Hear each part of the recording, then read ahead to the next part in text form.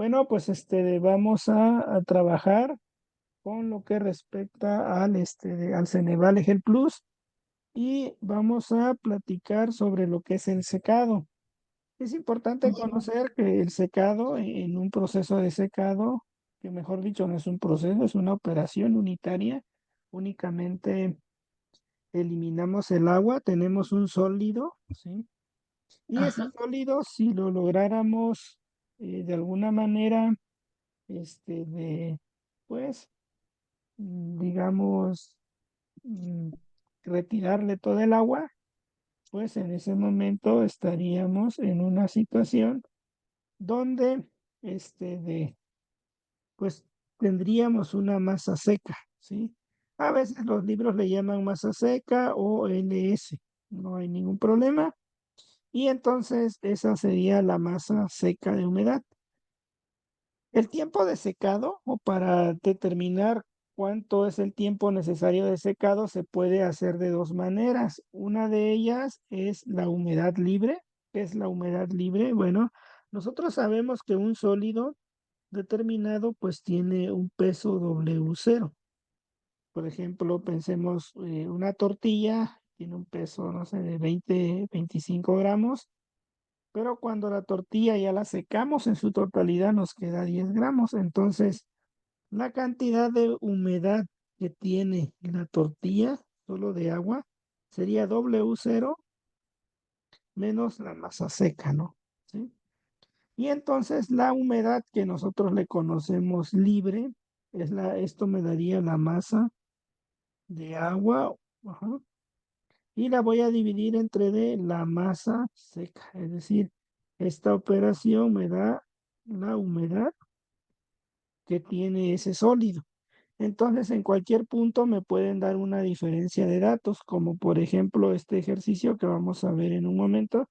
Me pueden dar una tabla de tiempo contra la masa que tiene el sólido y por supuesto, si lográramos de alguna manera eliminarle todo el agua, tendríamos una masa única, que sería la masa seca. Entonces, de esa manera nosotros calculamos pues la humedad, como les dije, sería la diferencia de esta masa menos la masa seca. Y así vamos calculando menos la masa seca ¿Y qué obtenemos acá? Pues la masa de agua, ¿verdad? La masa de agua que se va perdiendo. Y entonces la masa de agua entre el peso seco, la masa seca me va a dar X. Ese valor de X es lo que nosotros graficamos aquí. Ujú. Entonces nosotros tenemos aquí ese valor de X, la humedad a través del tiempo o la cantidad de masa de agua por unidad de sólido seco que vamos retirando. Ahora hay algo que se llama humedad libre.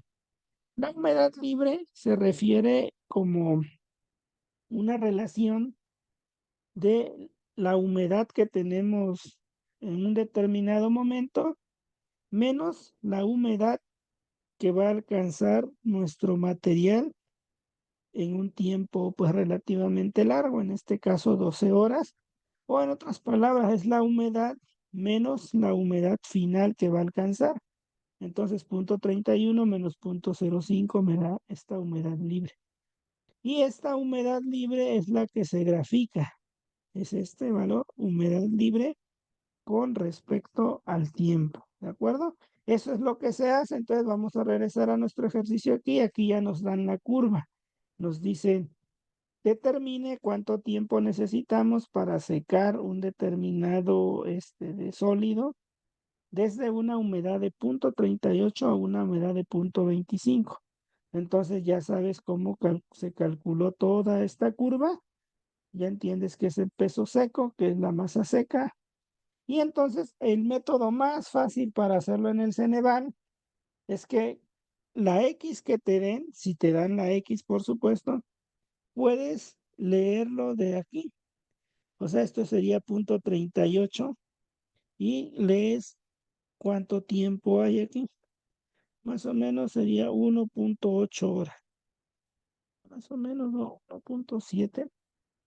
Y el otro punto sería 0,25, es decir, casi la mitad. chocas con esta curva y no sé, ponle un 3.2 más o menos. Sí, más o menos 3.2. Entonces, ¿cuál es el tiempo de secado? Pues el tiempo de secado solo es esto. Es decir, sería 3.2 menos 1.8. Y rápidamente lo solucionas. Así puede venir el Ceneval. Simplemente hay que estar alertas pues a ese tipo de datos que nos dan. Sería 3.2 menos 1.8. Nos daría una aproximación de 1.4 horas para el secado. De ese punto a este otro punto. Ahora, algunos libros, todo esto está sacado del Yancoplis, el Ceneval, todo lo que trae de secado está totalmente orientado al secado en el Yancoplis, todo el Ceneval. Entonces, si tuvieras derivado o sacaras la derivada de esto, es decir, de x con respecto al tiempo, obtendrías esta ecuación o esta gráfica más o menos así. Esta gráfica es muy importante, te lo preguntan en el Ceneval, te ponen una gráfica de este tipo y te dicen cuál es el periodo de secado decreciente y cuál es constante. Bueno, el periodo de secado decreciente es toda esa zona donde la derivada pues va cambiando con el tiempo, es decir, aumenta y no tiene un comportamiento totalmente definido. A esto a veces le llaman R, que es velocidad de secado, pero en realidad es derivada de X con respecto al tiempo, ¿de acuerdo? Entonces vamos a pensar.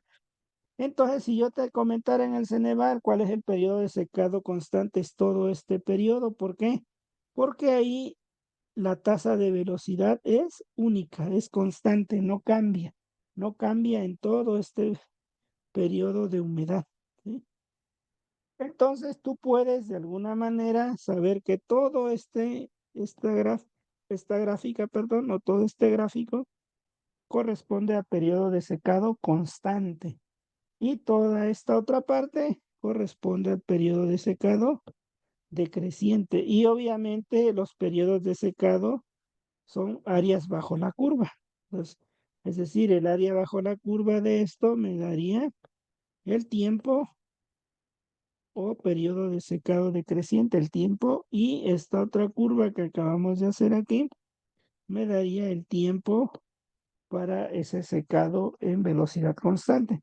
Aquí te digo, R es menos L sobre S de A, es decir, es la derivada multiplicado por la relación de masa seca entre el área transversal de sólido. En ese sentido, pues R se calcula de esta forma. Vas a encontrar que si tú quisieras estimar el tiempo, pues simplemente despejas, ¿no? Te queda dt de x sobre dr y aquí me queda ns entre dA negativo. Si quieres estimar el tiempo de secado, te quedaría menos ns sobre a, esto es una constante, de x sobre dr. Ahora, si el periodo de secado es decreciente, quiere decir que r, que es la tasa de velocidad, no es constante, entonces lo tienes que integrar, tienes que sacar una manera de trabajar R o lo puedes representar en una gráfica 1 sobre R versus dx. ¿Y qué obtendrías ahí? El área bajo la curva usando algún método numérico, pero eso lo vamos a ver en una aplicación más adelante. Lo importante es que tienes que ver que si el periodo de secado es decreciente, tú tienes que poner a R en términos de X, ¿sí? O un polinomio, trazas una curva que te represente este periodo si quieres, pero no es constante. Ahora, si el periodo de secado es constante, quiere decir que R no cambia.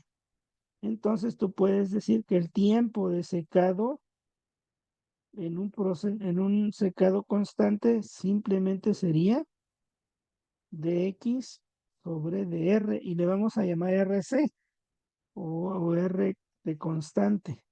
Y aquí ya puedes integrar de x1 a x2. Les quedaría menos ls entre dA.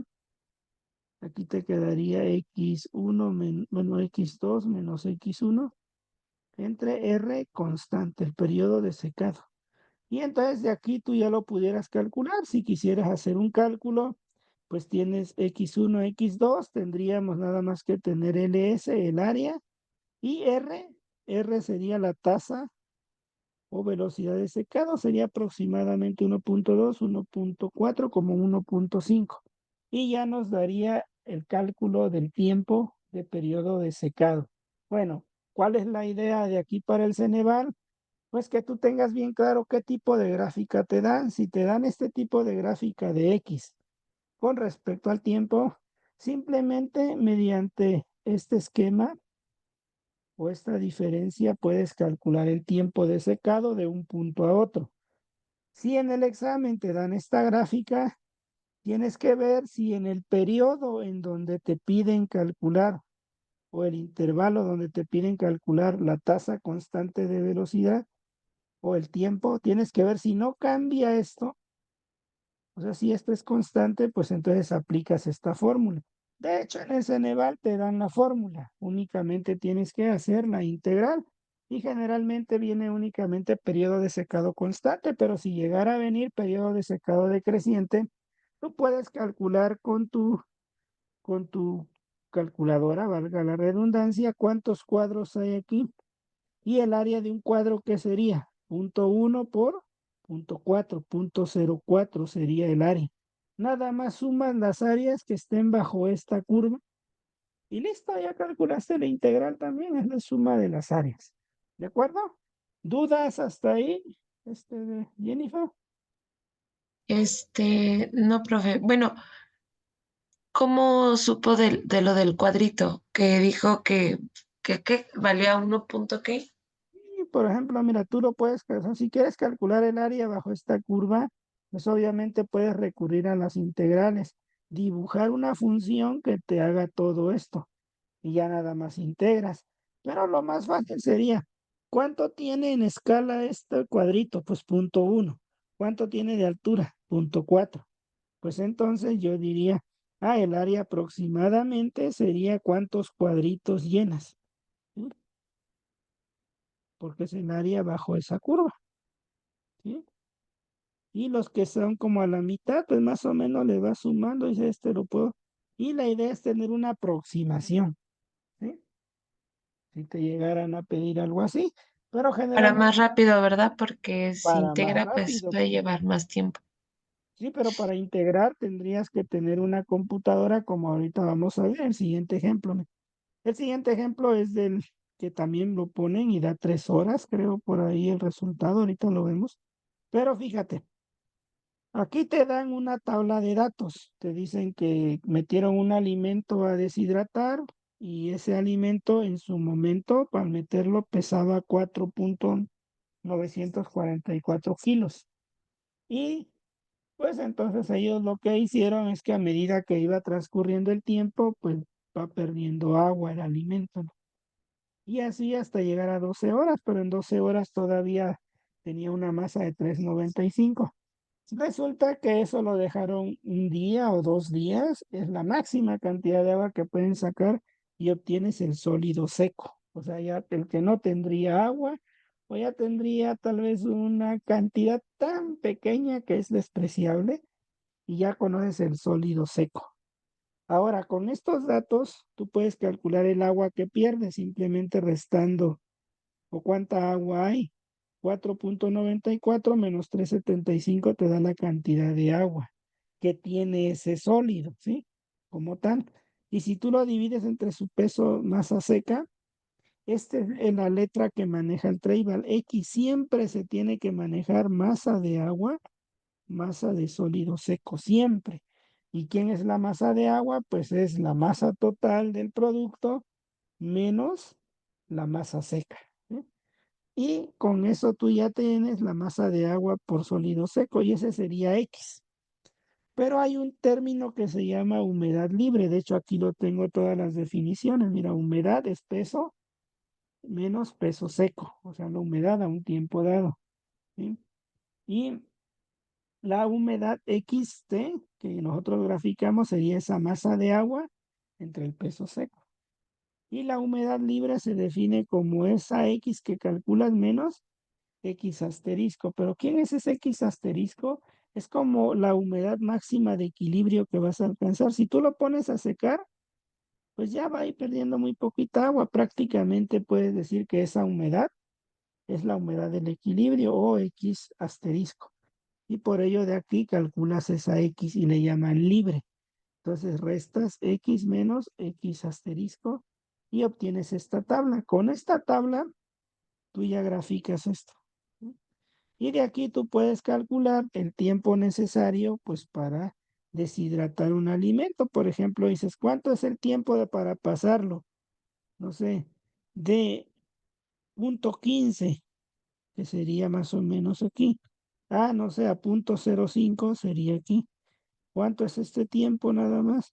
Pues no sé, si lo pones aquí sería como 2.5 y 5. Entonces 5 menos 2.5 serían como 2.5 horas. Y lo puedes hacer incluso gráfico, no lo puedes hacer. Ahora, si lo quieres hacer de la otra manera, tendrías que calcular la R. Ujú.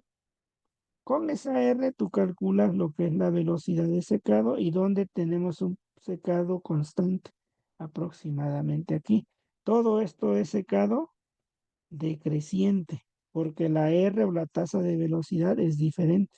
Aquí la tasa de velocidad es casi constante. ¿Sí? Entonces, con esta curva tú puedes ubicar dos cosas, ¿no? Periodo de secado constante y periodo de secado decreciente. Y entonces aquí el periodo de secado de es decreciente cuando llega justo al punto de secado, donde casi es constante, a esa zona se le llama humedad crítica. ¿Sí? Y tú puedes calcular, pues, la R. La R, pues, sería simplemente R es igual a dx sobre dt por masa seca entre dH. Y ya puedes calcular la R. La R es la velocidad de secado. Así lo preguntan en el Ceneval. Entonces, en el Ceneval te van a dar tablas o te van a dar datos. Si quieres, no los graficas, nada más entiende los datos que son R contra humedad, ¿sí? Y esto pues llevarlo bien claro, ¿sí? La definición. Lamentablemente el formulario del EGEL no trae nada de secado, salvo la carta psicrométrica nada más. Pero bueno, entonces estudiar esta parte es importante, que cómo se calcula la humedad, ¿no? En base seca. Y bueno, como te comentaba, si tú lo quieres calcular, tú quieres calcular el periodo de secado variable, tienes que poner un polinomio acá. Obviamente en el Ceneval no tienes pero ni calculadora o un Excel que te calcule toda esta curva, mira, que te represente todos esos datos. Y si tú tienes todos esos datos, pues ya tienes a R.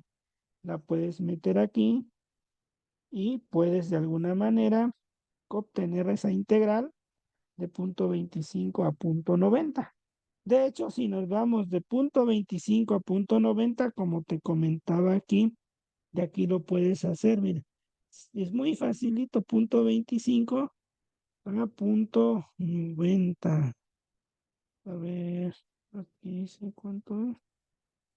A .09. Ajá, .25 a .09. Entonces, .25 de ese punto y .09 sería más o menos como por acá.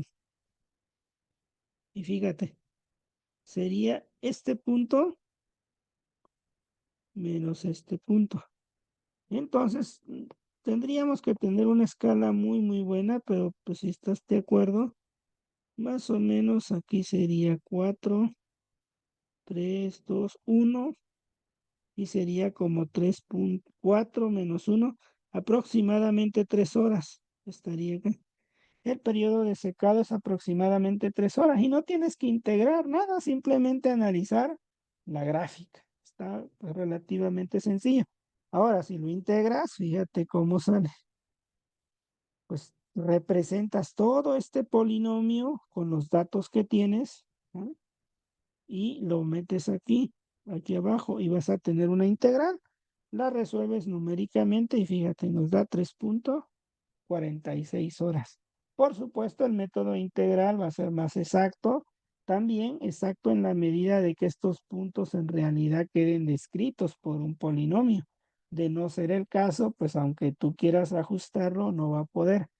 Esto no lo puedes hacer en el Ceneval, por supuesto, pero es una manera de sacarlo lo más rápido posible. Entonces yo digo, si no lo haces así, con que hagas en tu Ceneval esta curva bien, sin necesidad puedes calcular cuánto es el tiempo para pasar de un punto a otro. ¿Sale? ¿Tienes dudas que tengas al respecto? Entonces estos datos, pues te digo, hay que repasar los conceptos, todo en el, ¿cómo se llama? En el Jankoplis, es el autor de donde sacan todos estos problemas del Plus para evaluar. Entonces, ¿dudas que tengas al respecto? No, profe. ¿No? Y bueno, vamos a ver ahora otro tipo de problema que te pone el Ceneval. De hecho, aquí estaba el ejercicio completo, te dan el área, la masa seca ya te la dan y te dan los datos a través del tiempo. Ahí igualito viene en el Ceneval. Entonces, pues, la idea es repasar bien estas partes, cómo calculas la X, cómo haces todo este proceso y cómo a partir de esta gráfica tú puedes obtener lo que te pide. Porque en el Ceneval te van a pedir el tiempo necesario para secar un alimento de un valor de humedad dado a otro, ¿sí? Ahora, algo muy claro en el Ceneval, si te dicen de 20% a 15%, híjoles, dices, pero esto es base húmeda. Pues muy sencillo, la base húmeda sería 20 gramos de agua y sería el resto. Si tú tienes aquí la masa seca o la conoces, pues ya sabes cuánto es X. Lo puedes calcular. Y el otro hasta el 15%, 15 gramos de agua, y aquí ya tendrías la masa seca. Para poder transformarlo de base húmeda a base seca, tú lo puedes transformar conociendo, no sé, por ejemplo, un sólido tiene 20% de agua, ¿no? Entonces son 20 gramos de agua, 80 gramos de masa seca. Entonces tú puedes decir 20 gramos de agua entre 80 gramos de sólido seco. Pero si fuera la cantidad total, y esta es tu manera de representar la X. Entonces, pues como ven en el Ceneval, tú tienes que tener la capacidad para convertir base, pues de alguna manera húmeda a base seca. Y con una gráfica solo calcular el tiempo de secado. De hecho, te lo dan a veces en el Ceneval, te dan la gráfica y el problema no está tan complicado, pero simplemente hay que tener claro cómo abordarlo. Otro ejercicio típico del Ceneval, y te van a dar la fórmula, es utilizar correlaciones. Las correlaciones, pues de alguna manera son expresiones matemáticas que en función de una geometría determinada, una geometría rectangular, una geometría esférica, una geometría cilíndrica, te trata de dar algo que se llama coeficiente de transferencia de masa o simplemente un valor de convección si se tratara de calor, pero o calculas un coeficiente de transferencia de masa o calculas un coeficiente de transferencia de calor. Bueno, aquí nos dicen que tenemos una torta de filtrado que se coloca en una charola, nos dan las dimensiones, se seca con aire superior con esta temperatura de bulbo húmedo y una temperatura de bulbo seco. Esto es muy importante para repasar para psicometría. Siempre la temperatura de bulbo húmedo es menor a la de bulbo seco. ¿Por qué? Porque la de bulbo húmedo simula que el termómetro con el que mides la temperatura está totalmente humedecido en la punta. Entonces, por esa razón, la temperatura es menor. Y nos dice que la velocidad del viento en ese momento es tal velocidad en minutos. Nos solicita estimar el tiempo para pasar el sólido de esta cantidad de humedad, es decir, de punto 2 a punto 0,9. Y bueno, de los datos nosotros tendríamos esta información, ¿no? El aire está a 48 y se mueve a 45,75 metros sobre minuto. La densidad del sólido nos la dan Aquí no, pero viene como problema la temperatura de bulbo seco y bulbo húmedo. En la carta psicométrica, mañana vamos a tratar de trabajar con eso. La carta psicométrica es una especie de gráfica que nos relaciona pues la humedad, ¿sí?, que tiene una muestra con respecto a la temperatura. Entonces, aquí nosotros calculamos con esta humedad lo que conocemos, bueno, con este valor de temperatura de bulbo seco, que es la del eje X, y la de bulbo húmedo, que es 100% de saturación, calculamos la humedad H que tiene el aire. Y con ese dato nosotros podemos calcular la densidad del aire. Y con la densidad del aire también ya tenemos, o podemos calcular cuánto sólido seco hay, porque nos da la densidad del sólido seco, que es esta, y nos da su geometría, esto sería el área por la altura, y obtenemos la masa de sólido seco. Esto simplemente nos da la masa de sólido seco y nosotros queremos la densidad del aire porque se va a ocupar. ¿En dónde se va a ocupar? Bueno, en función, ajá, de lo que tú tengas, si el aire pasa paralelo a esa geometría, ocupas esta correlación. Eso ya viene en el mismo formulario del Ceneval, vienen las correlaciones que te dan el coeficiente de transferencia de calor o en su defecto el coeficiente de transferencia de masa KM. Entonces, cual sea el caso, pues tú tienes que tomar la correlación y bueno, aquí G nada más lo transformas a unidades de flujo, kilogramo, hora, metro cuadrado. Eso lo puedes sustituir después en este punto, ¿sí?, y ya tendrías el coeficiente de transferencia de calor. ¿Por qué? Porque el tiempo para secar ya te lo dan también en el Ceneval, te dan la formulita, necesita de quién, de esa H. Esa H puede calcularse con esa correlación si el aire pasa por encima, pero puede suceder que el aire pase por abajo, es decir, pase de manera transversal. Entonces se utiliza otra correlación, otra formulita para calcular el coeficiente de transferencia de calor por convección, H. Y bueno, ya únicamente sustituyes, tienes los valores, tienes lambda, que es el calor latente de vaporización, el sólido seco, temperatura de bulbo seco, bulbo húmedo, el área, y nos da 13.6 horas.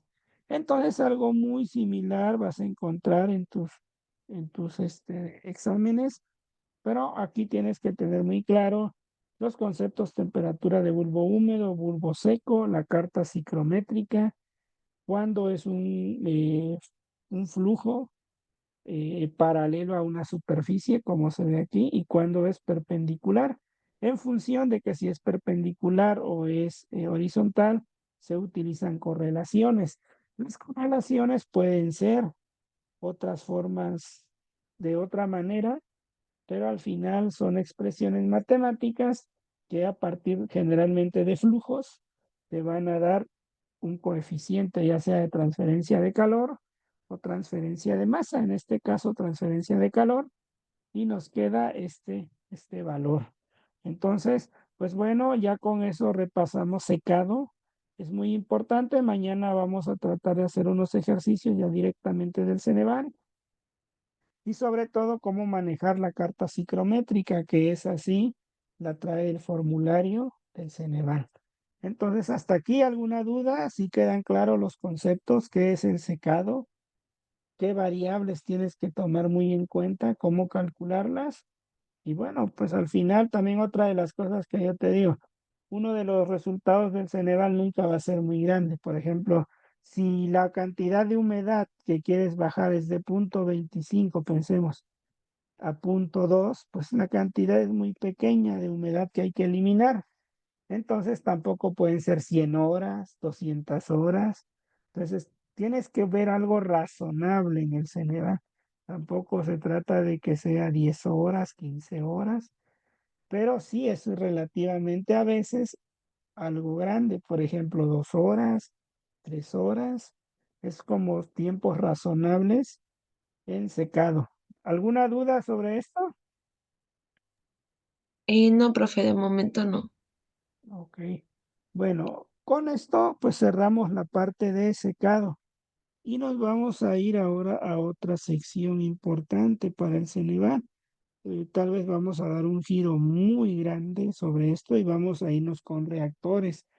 La palabra reactores pues viene de una idea de que es un recipiente en el interior de él va a ocurrir una transformación química. ¿Ok? Y los hay de tres tipos, los que operan de manera isotérmica, en donde la temperatura es constante en todo momento, lo cual pues es rara vez se cumple. La forma adiabática, cuando nosotros forramos o aislamos el reactor, como de alguna manera que impedimos que intercambie calor con el medio ambiente. Se dice que es adiabático porque estuviera como forrado.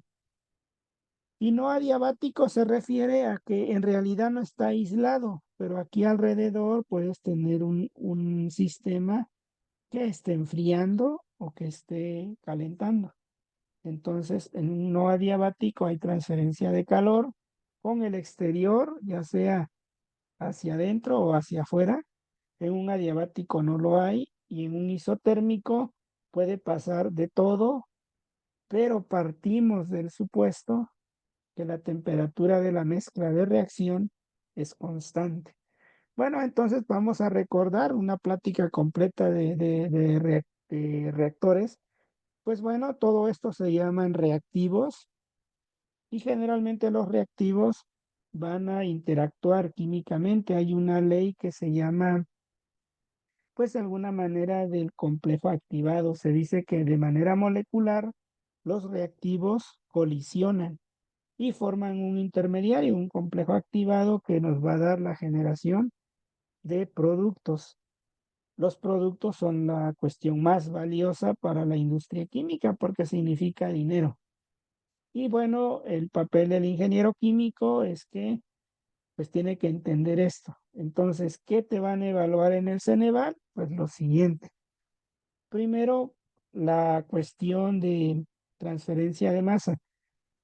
Para calcular qué tipo de agitador necesitas para homogeneizar muy bien una mezcla, pues se necesita de algo que se llama número de potencia. ¿Sí? Si necesitas poner mamparas o no aquí, es una decisión del ingeniero químico. Si no las hay, se forman unos huecos que se llaman vórtice. Generalmente tú tienes que evitar eso y el vórtice no debe aparecer en una operación o proceso. Calcular la potencia del motor y sobre todo cómo vas a alimentar de manera estequiométrica o no estequiométrica. Entonces, el ingeniero químico lo que te van a evaluar en el Ceneval sería la transferencia de calor y masa. ¿Qué tan importante es? Generalmente agitando mejoras la transferencia de masa y también agitando distribuyes de mejor manera el calor. Como medio de repaso, rápidamente de la termodinámica tú vas a necesitar pues conocer la entalpía de reacción, que ya lo has visto. Ahora, generalmente en el Ceneval te dan esto para calcular la entalpía a una temperatura de referencia, a una temperatura conocida.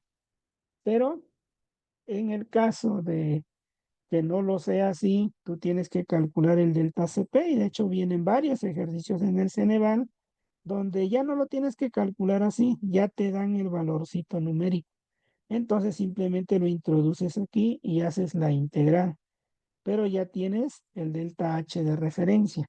Aquí tienes que analizar muy bien si ese delta H ya es negativo y quieres llevar a cabo a una temperatura más alta, ¿qué le va a pasar al delta H? Pues va a ser más negativo, es decir, tienes que analizar este valor de la integral.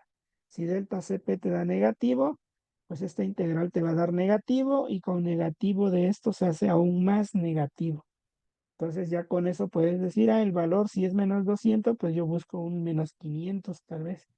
Y bueno, tienes que tener muy claro que es una reacción endotérmica, exotérmica en función de la entalpía. Y lo que te comentaba, la cinética química, pues dice que esos reactivos van a chocar forman un intermediario, ese intermediario te da los productos. Si este intermediario no es capaz de destruirse y dar reactivos, perdón, y dar productos, pues no hay reacción simplemente. Y todo eso tiene que ver la energía necesaria para nosotros formar ese complejo activado, se llama energía de activación. Esa energía de activación se relaciona con la constante de equilibrio o ley de Arrhenius, la que nos dice que a mayor temperatura, mayor velocidad de reacción, y lo puedes ver aquí, aquí a 15 grados tiene esta velocidad, a 30 tiene ese perfil. Y la cinética generalmente es menos RDA para un reactivo K por CA a la alfa, CA, CB a la beta. Alfa y beta son los órdenes de reacción. Si los órdenes de reacción te dan entero, quiere decir que la reacción que tú estás estudiando es elemental. Es decir, tiene un mecanismo, sí, pero el mecanismo se puede representar como si fuera una única etapa. Si no lo es, entonces estamos ante reacciones no elementales y una reacción elemental de alguna manera representativa es la ecuación de Michaelis.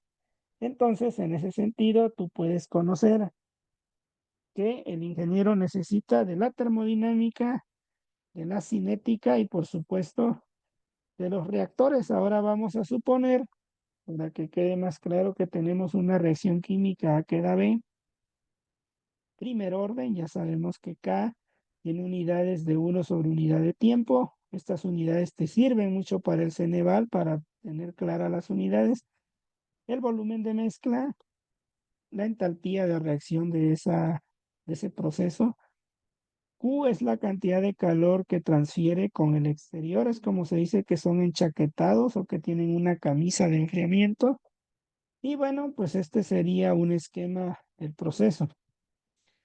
¿Qué pasa si nosotros operamos el reactor simplemente en términos de que es un proceso de tránsito, bueno, en batch? Entonces simplemente cargamos una cierta mezcla, esperamos a que reaccione y descargamos.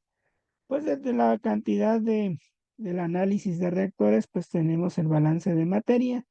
Si este balance lo hacemos aquí, pues podemos llegar que esta es la ecuación que gobierna el reactor.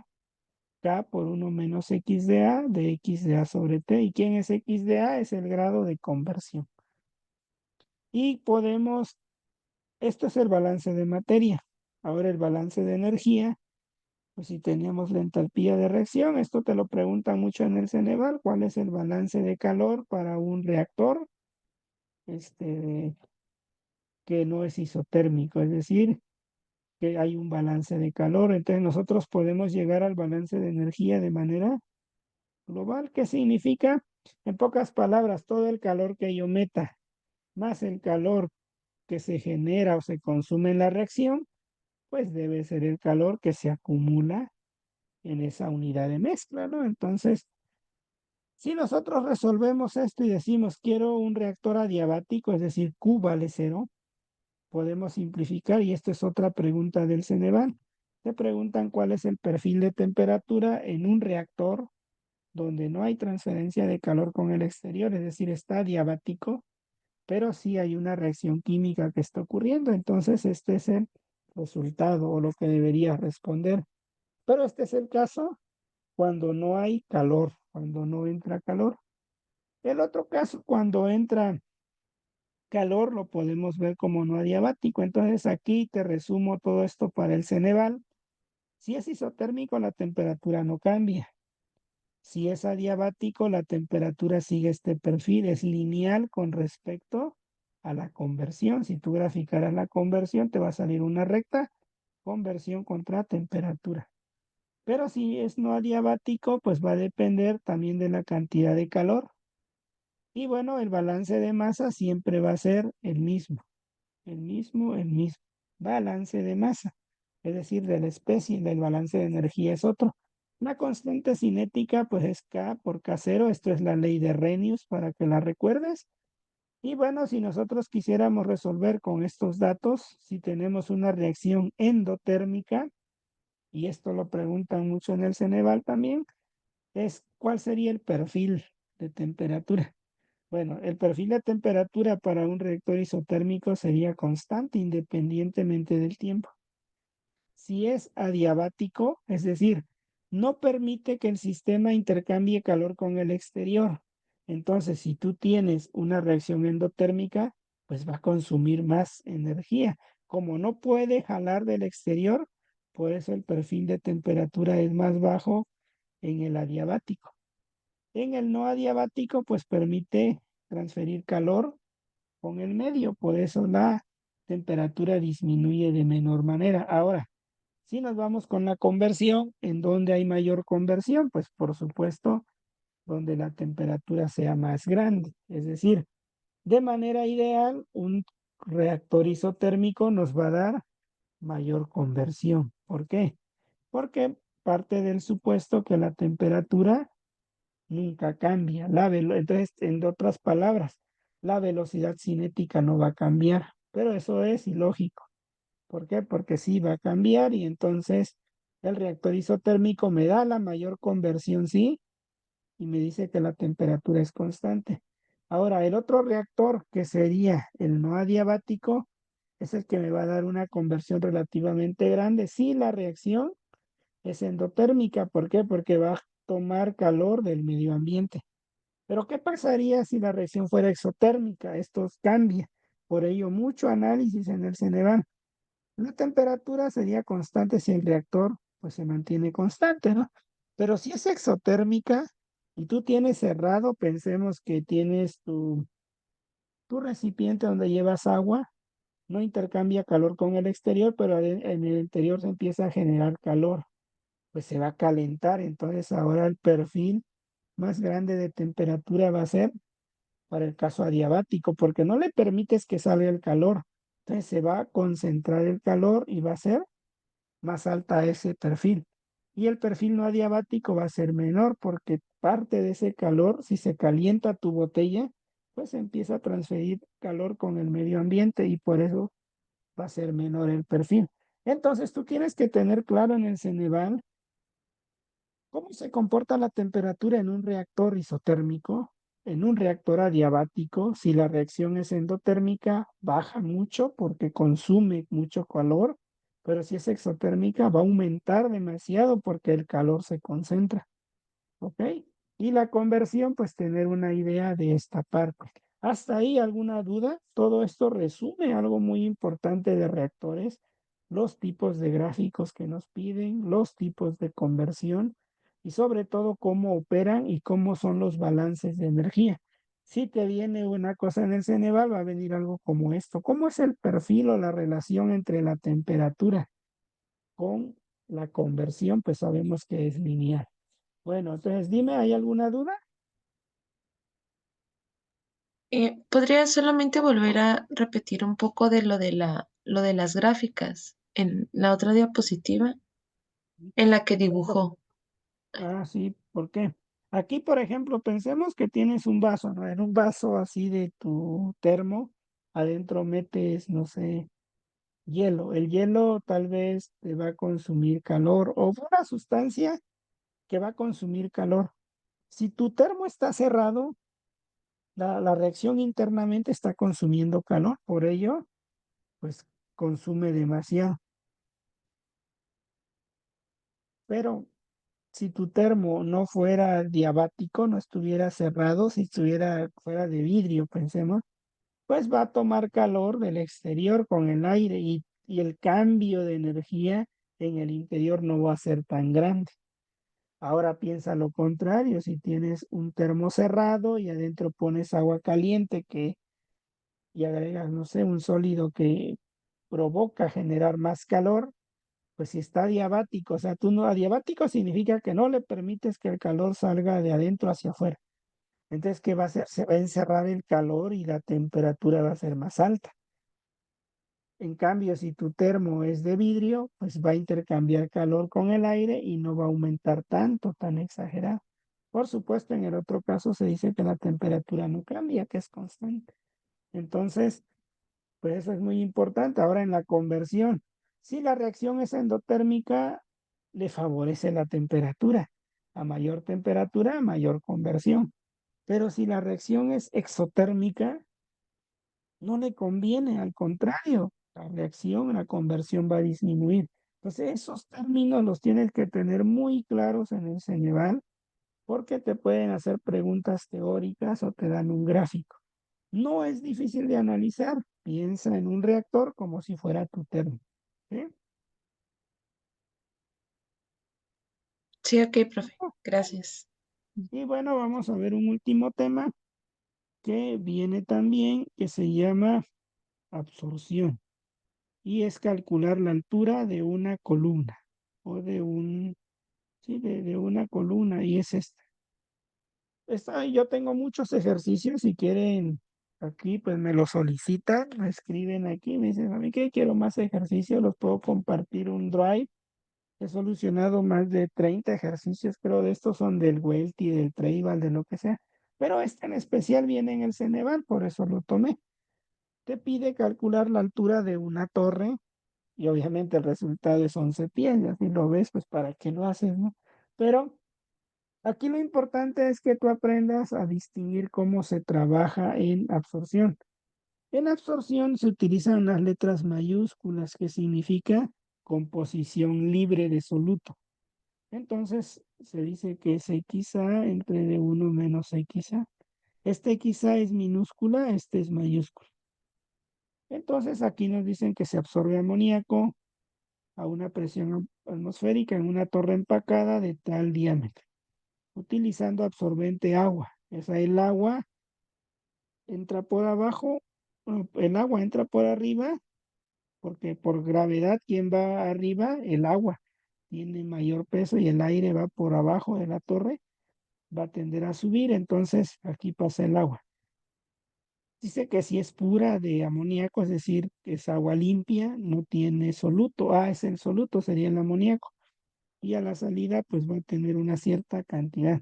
Lo que se pone en contacto en una absorción es un soluto que es soluble en el líquido que estamos metiendo. En este caso, el amoníaco es altamente soluble en agua. Y las composiciones nos dicen que aquí el amoníaco entra al 3.25%. Ajá, y va a salir a 0.003 de fracción mol. Eso nos lo dice aquí, sale a 0.003. Y aquí entonces yo me equivoqué, es 0.0825. Entonces, pues de alguna manera ya tenemos los datos, pero hay que convertir esas X minúscula, que siempre son fracciones mol, hay que convertirlas a fracciones libres de soluto, o en otras palabras, a las fracciones mayúsculas. ¿Dudas hasta ahí? ¿Sí recuerdas? ¿Llevaste eso? Esto es todo lo del Welty. Sí, sí, sí, lo llevé a cabo. Ok, entonces una vez que tienes eso, lo único que haces es, con el flujo que nos dan, generalmente te lo van a dar así en gasto volumétrico, tú tienes que calcular, voy a tratar de iluminar aquí. Tú tienes que calcular esta parte. Es que ahorita el lápiz se desconectó, pero lo voy a volver a cargar.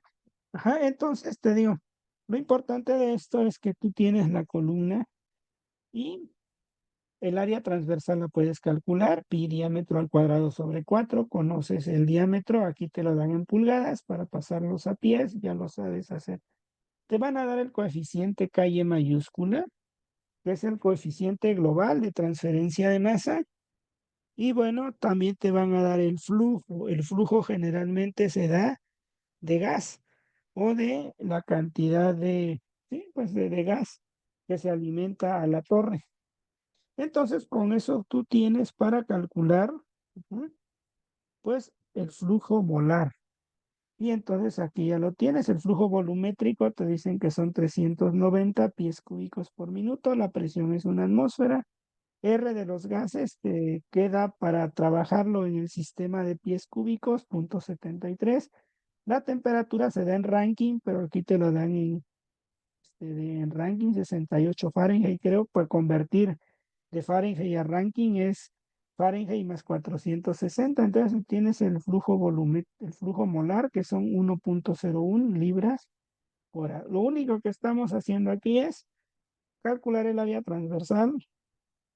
Tenemos el calle A y ese flujo de gas convertirlo a moles. Y bueno, de aquí nosotros tenemos que bajar o utilizar una ecuación que se llama Gc', tal vez tú te has de acordar. Primero convertimos el flujo en en un flujo másico, pero por unidad de área, en un flux le llaman. Es decir, esa G que nos dio 1.01 libras, lo dividimos entre el área de la torre y sabemos cuál es, pues de alguna manera, el flux, la cantidad de moles por unidad de área transversal de la torre. Y calculamos Gc. Gc sí tiene esa relación que es 1 menos la composición del soluto. ¿Qué significa Gc? Pues cuánto de gas es libre de amoníaco. ¿Sí? Si no hubiera amoníaco, pues Gc nos queda G y se dice que es puro aire o todo es aire, el gas. Pero como tiene 0.0825, aquí tienes que tener claro que esto es en fracción mol. Entonces ahí ya lo tienes, calculas Gc y lo mismo haces para Ls. Ls es la relación de agua. Ahí nos dicen en el problema cuánta cantidad de agua se utiliza. Dice que la rapidez de agua será de 24.6 libras sobre minuto. Entonces, lo que tú haces es pues calcular Ls en términos de libra mol por unidad de área. Y ya teniendo Ls y Gs, pues puedes decir, bueno, ya tengo casi todo. Lo que te comentaba, tienes que calcular, ¿sí? Esta parte. Siempre te van a dar composiciones minúsculas, es decir, 8.25% mol, pero tú tienes que trabajar con esa Y grandota. Siempre es libre de soluto. Entonces es 0.085 entre 1 menos 0.085. Es como que dijeras libra mol por unidad de aire y no por unidad de mezcla, porque 1 menos 0.085 le estás quitando el amoníaco a la fase A de aire o a la fase gas. Entonces, cuando tú concluyes eso, pues te va a quedar 0.090 y por el otro lado 0.03, pues casi queda 0.03, no le afecta tanto. Ahora sí, tenemos cuánto va a ser a la salida, ¿sí? Del amoníaco. Esas son las entradas. Sabemos que el amoníaco entra con 8.25% y sale con 0.03. Y que el líquido entra como agua pura, es decir, X de amoníaco es puro en el agua, es cero. Pero ahora, ¿cuál es la salida? Pues este es el balance general de la columna. Es decir, tú tienes que aquí vale 0 arriba, pero quieres calcular X a 1 abajo. Y algo muy importante en las columnas, el punto 2 indica entrada de uno y salida del otro. Por ejemplo, entra el agua, pero sale el gas. Entonces, esta zona, no sé si lo podré poner, es que, o a ver, aquí esta zona, es que no me deja con el dedo, pero a ver, ya ahorita lo conecto, pero esta zona que está aquí se dice que es el punto 2 y esta zona del fondo le llaman punto 1. Eso es muy importante porque cuando vamos a trabajar para calcular las etapas o los puntos de equilibrio. Entonces ya tenemos GC, LS y calculamos la salida X1 y nos da 0.06. Pues. Entonces tú dirás, pues es muy sencillo, tengo que calcular Z. La altura de la torre es GS, ya la conozco, calle A ya la conozco, pero no conozco esta cosa. Y eso hay que calcularlo de manera integral, de manera así como el secado que vimos, también se puede calcular así. Y lo haces como dos funciones. Haces esto, y a 1 a y a 2 y 1 entre y a menos y asterisco de y a. Así haces la función y ahí puedes aplicar un método que se llama método del trapecio. Entonces, ¿cómo haces esta tabla?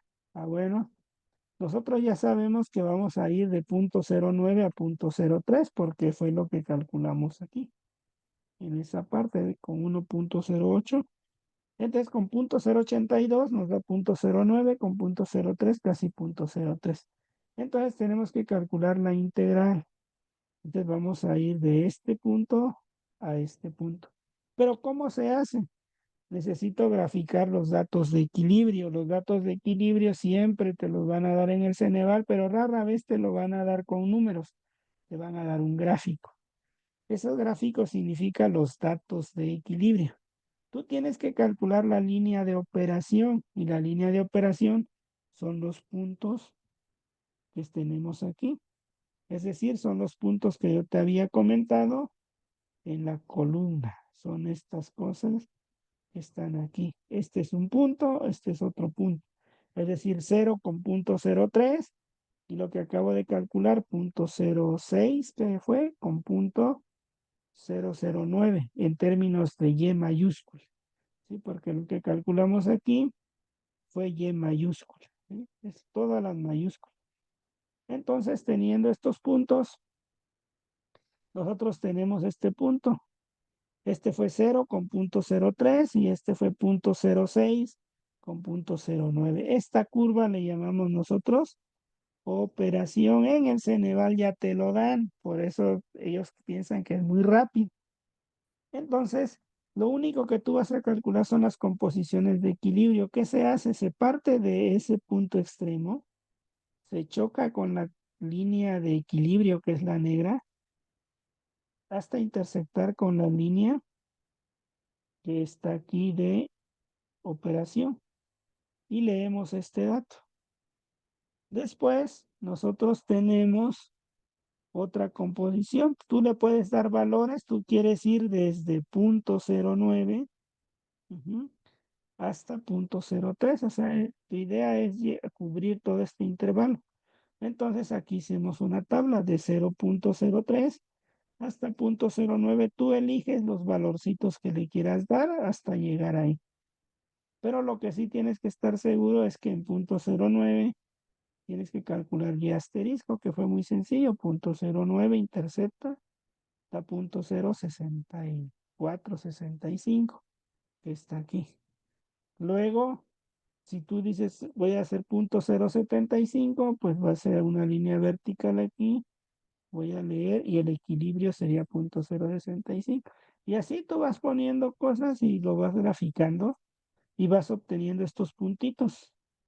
Después haces esta resta y después tienes esta sería tu función.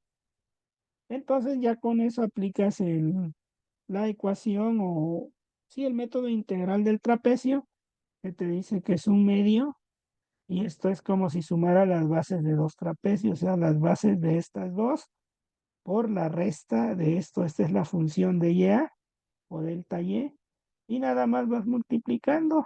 Sumas estos dos, lo multiplicas por la resta de estos dos. Sumas estos dos por la resta de estos dos. Sumas estos dos por la resta. Y así vas sumando y encuentras la integral. En el Ceneval te piden las dos cosas. ¿Cuánto es la integral? Que es el área bajo la curva. ¿Y cuánto es la altura de la columna? Entonces, cuando ya calculaste esta área bajo la curva, ya calculaste esto, ¿no? La integral. Y pues aquí tienes el flujo GC, el valor de KY, y esta es la respuesta del Ceneval, 11 pies. Y resulta que 11 pies, también 11 es la cantidad de área que te piden, pero ahí hablas de unidades cuadradas. En cambio, aquí Z es la altura de la torre. Ahora, ¿cómo lo hace el Ceneval actual? Te pone en la misma situación, solo que lo transforma en todo el sistema internacional. Entonces, ¿cuál sería la altura en términos de metros? Pues la respuesta sería 11.1 entre 3.28, 3.3 metros. Si viene en el sistema internacional, es 3.3 metros.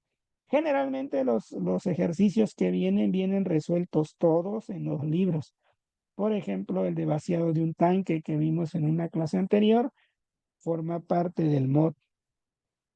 Este que viene aquí forma parte del WELTI. Hay otro que trae extracción que es líquido líquido, viene del Welty, no del Treiba. Y la parte de secado generalmente la sacan en su totalidad del Yancoplis. Entonces, ya teniendo esas tres fuentes, pues trabaja en ello, estudia algunos ejercicios, sobre todo sí, cómo se trabajan los ejercicios para que tengas claro, pues más o menos por dónde va. Y sobre todo la lógica, ¿no? No hay una torre que tenga 100 metros de altura, pensemos. Puede dar en un cálculo, pero no es una cuestión lógica en cuanto a una situación real, y menos para amoníaco agua. Ahora, tú tienes que preguntarte si el amoníaco y el agua son altamente solubles. Bueno, el amoníaco es altamente soluble en agua, pues no necesitas una altura muy grande para otorgarle un tiempo de contacto suficientemente amplio para poder recuperar todo el amoníaco. Suena lógico, ¿no? Pero si el gas es poco soluble, pues sí tendrías que tener una torre grandísima para que el tiempo de residencia, es decir, el tiempo que va a tomarle al gas atravesar toda la columna y como consecuencia estar en contacto con el líquido, pues tiene que ser muy grande y por lo tanto la columna que tú bueno, necesitas sería muy, muy grande. Pero cuando hablamos de sistemas amoníaco-agua, dióxido de azufre-agua, pues las torres no pueden pasar de 4 metros. Aquí fue 3.3 metros o en el sistema inglés 11 pies. Entonces, ¿dudas que tengas de esto? No, profe. ¿No? Bueno, pues ya con ello cerramos entonces esta clase. Fue muy, muy importante ver absorción, reactores y sobre todo secados. Mañana vamos a resolver problemas exclusivos de este tipo, pero lo importante con esta clase ya estás recordando que es una línea de operación, que es una línea de equilibrio, cómo se calcula la columna, la altura de una columna, porque también yo te lo puedo decir en etapas. ¿Cuántas etapas se formarían aquí si tú haces esto así, así? Y lo puedes ver en etapas, una etapa, dos, tres, cuatro, cinco, seis, siete etapas. También se cuenta por etapas, ¿sí? Pero generalmente cuando son empacadas no se cuentan por etapas, se cuentan por altura. Y cuando son de platos, pues se calcula el número de platos, ¿sí? O etapas, que serían, cuando son de platos, calculamos las etapas, así como la destilación, el método de McCabe, pues la columna de destilación es de platos y calculamos los platos. Entonces, en una columna de absorción que puede ser también de platos, pues ahí calculamos etapas y cuando generalmente es empacada, calculamos la altura que debe tener el empaque. ¿Por qué? Porque calle A, que nos dan aquí, el valor de calle A está relacionado por metro cúbico o pie cúbico de empaque. ¿Sí? Sí, ok. Bueno, pues nos vemos entonces y que todo esté bien y nos vemos mañana en otra clase, ¿vale? Ok, mañana como a qué hora sería, profe. Yo creo, pues yo les aviso, pero yo creo que tiene que ser como relativamente temprano, como a las 6, 6, Ah, 7, ok, está bien. algo temprano del trabajo. ¿Eh? Ok, sí, bueno, entonces Bueno, nos pues nos avisa. vemos. Sí, claro que Gracias, sí, nos buenas vemos. noches. Buenas noches. Sí.